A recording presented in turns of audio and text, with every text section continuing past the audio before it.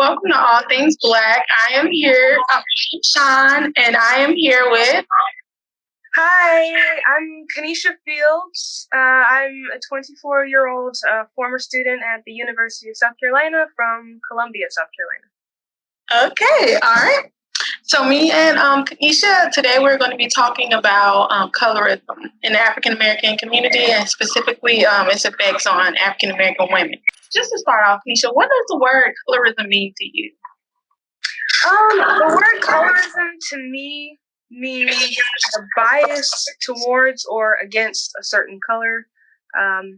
Yes. So what do you think some examples of colorism are? Some examples of colorism are, I guess, having a prejudice against a certain color because they're that color instead of based off of other things. Okay. So normally it has a bad connotation. Right. Why do you believe people have these negative attitudes about dark-skinned people?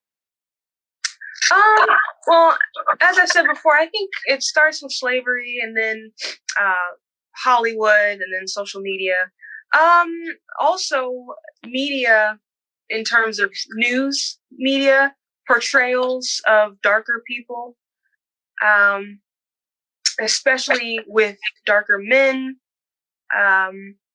and in media such as movies and television, darker women have a pretty bad stigma as well. You talked about the media, how media plays into it. So how do you think it affects dating and marriage?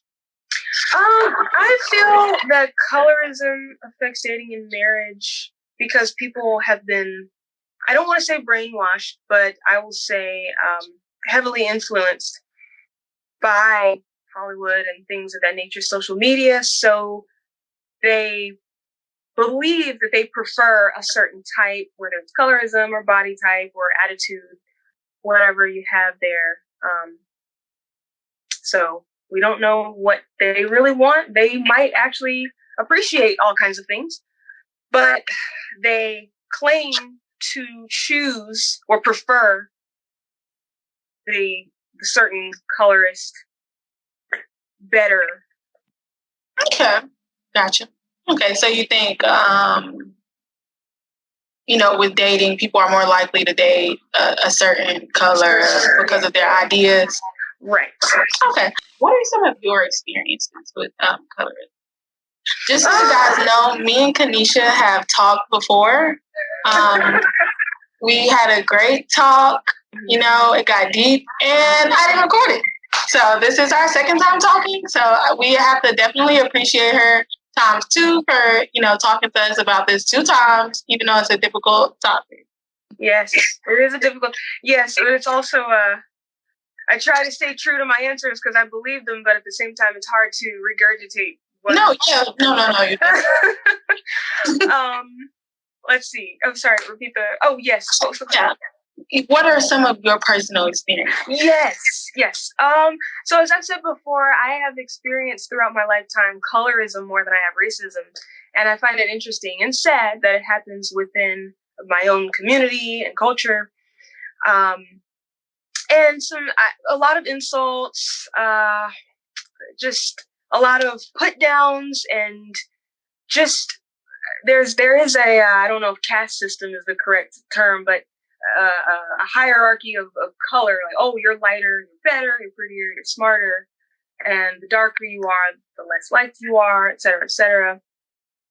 And I don't want to go into race because I have other things I want to talk about there, but I'll leave it at that. So yes, it has played a negative role in my life, and especially in family, since I have been one of the darkest in my family. So. Okay, and so what do you mean by that? Do you mean people treated you differently? People said things to you when you were with your other family members, or can you talk about that a little more? Yes. So it happened a lot with school and church. It didn't really happen a lot in the family system. So our family, we're not very colorist, but it happened a lot outside of the family, but it bled into how we felt about each other. which did kind of affect things a little bit, attitudes towards one another and creating dissension that we ourselves in the family did not create, but from outside forces. So that was not fun. Okay. And so how were you treated at church and at school? Well, my sisters and even brother were more favored. They were just overall considered more liked, more charismatic, prettier, the whole 9 yards. And we darker people, people don't give us a chance to even compete. We don't even play a role in the competition. It's just like, oh, go away, blackie. It's just, wow, thanks a lot. And it's very hurtful, and it does leave a lasting impression on one's life. It sucks. Do you think it's something that you've overcome, the emotions from it, or is it something you're still struggling with, or? I don't struggle with it as much, but I think there may be some underlying things that I may not have recovered from. I still am concerned with lighting, and I don't know if that's just normal or most people, especially females, but when taking pictures or videos. But I still find myself concerned with proper lighting or things of that nature. But if someone calls me dark skin, no, I'm not offended, because I am, and I'm fine with it. Right now, I'm at a window, so I may not be as dark as I actually am in person, but I am dark, and I'm pretty fine with it now. Okay. All right. And so, how about at school? How are you treated at school? Well, let's see. Before college, because at university, nobody cares. Right. Let's see. Before college, it's interesting because in my younger years as a child, there was a lot of colorism, more so than maybe high school years. I would say in high school years, I had more friends who were not Black, who would throw colorism at me. And I didn't like that at all because it felt like racism. But they didn't see it that way because they were a little too comfortable. So that's how it was in my younger adult years. It was more colorism from outside races. Have you ever experienced any colorism while dating? Well, so here's a little confession. I don't really date a lot, but I also don't really date Black guys a lot. Okay. So no, but other problems, yes, other issues, but not colorism, no. Okay. All right. Can I say this though? Yeah. Maybe I'm getting a little too personal. No, definitely not. The one Black guy that I did date, it wasn't so much colorism. It's just that he was more interested, I think, in other race women. So it wasn't really colorism. It was more, I felt like I had to compete with Asian women and white women, which was really painful.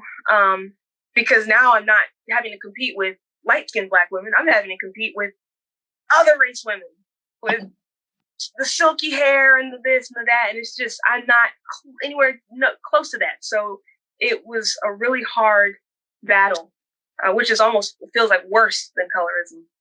Right. And so, again, who do you believe is responsible for breaking the cycle? And do you believe it'll ever end? Well, like I said last time, I'll answer the second question first. I don't think colorism will ever end, because as long as there are human beings on planet Earth, I don't think any ism will end. But I think a lot of different avenues are responsible to fix colorism.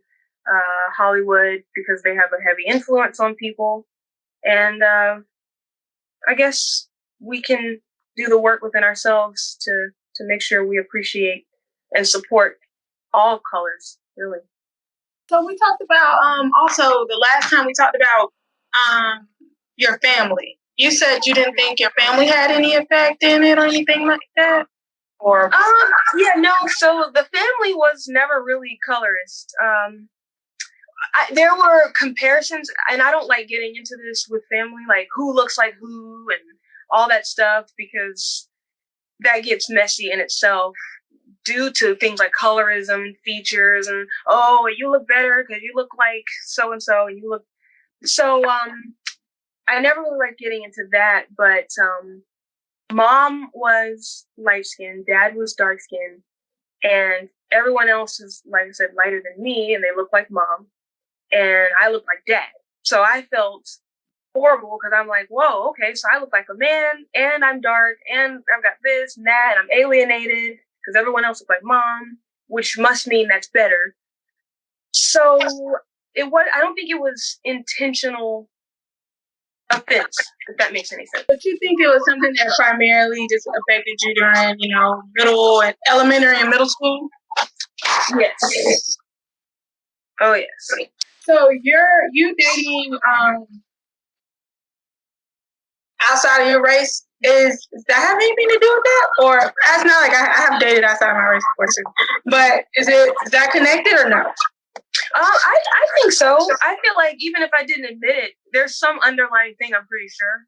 I think, something I've observed, darker people tend to date outside of their race, maybe because we feel pushed out of our own culture. So we got to find love somewhere where we're appreciated.